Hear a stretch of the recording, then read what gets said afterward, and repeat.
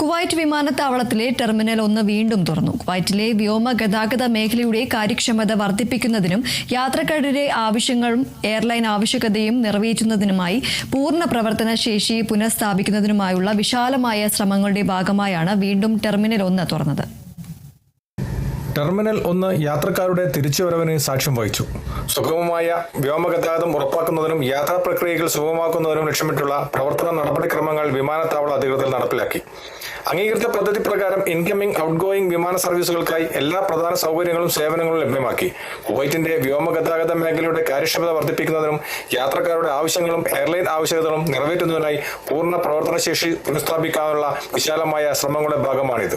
Kuwait അന്താരാഷ്ട്ര വിമാനത്താവളം വഴി യാത്ര ചെയ്യുന്ന യാത്രക്കാർക്കുള്ള പുതുക്കിയ ചെക്ക് ഇൻ കൗണ്ടർ അടയ്ക്കുന്ന സമയം ജൂൺ 1 മുതൽ പ്രാബല്യത്തിൽ വരുമെന്ന് director general of civil aviation പ്രഖ്യാപിച്ചു. പുതിയ മാർഗനിർദ്ദേശങ്ങൾ പ്രകാരം GCCയിലേക്കും മറ്റ് അറബ് രാജ്യങ്ങളിലേക്കുമുള്ള വിമാനങ്ങളുടെ ചെക്ക് ഇൻ കൗണ്ടറുകൾ ഷെഡ്യൂൾ ചെയ്ത പുറപ്പെടൽ സമയത്തിന് 1 മണിക്കൂർ മുമ്പ് അടയ്ക്കും. മറ്റ് എല്ലാ അന്താരാഷ്ട്ര ലക്ഷ്യസ്ഥാനങ്ങളിലേക്കുള്ള വിമാനങ്ങൾക്ക് ചെക്ക് ഇൻ കൗണ്ടറുകൾ പുറപ്പെടുന്നതിന് 1 മണിക്കൂർ 30 മിനിറ്റ് മുമ്പ് അടയ്ക്കും. ചെക്ക് ഇൻ യാത്രാ നടപടിക്രമങ്ങൾ കൃത്യസമയത്ത് പൂർത്തിയാക്കുന്നതിനും വിമാനങ്ങൾ നഷ്ടപ്പെടാതിരിക്കുന്നതിനും യാത്രക്കാർ വളരെ നേരത്തെ വിമാനത്താവളത്തിൽ എത്തണമെന്ന് DGCA അഭ്യർത്ഥിക്കുന്നു. വിമാനത്താവള പ്രവർത്തനങ്ങൾ കാര്യക്ഷമമാക്കുന്നതിനും കുവൈറ്റ് അന്താരാഷ്ട്ര വിമാനത്താവളത്തിൽ സുഗമമായ യാത്രാ പ്രോസസ്സിംഗ് ഉറപ്പാക്കുന്നതിനുമുള്ള ശ്രമങ്ങളുടെ ഭാഗമാണ് പുതുക്കിയ നയം. കുവൈത്തിൽ നിന്നും കേരള വിഷന് വേണ്ടി IV സുനേഷ് വെങ്ങര.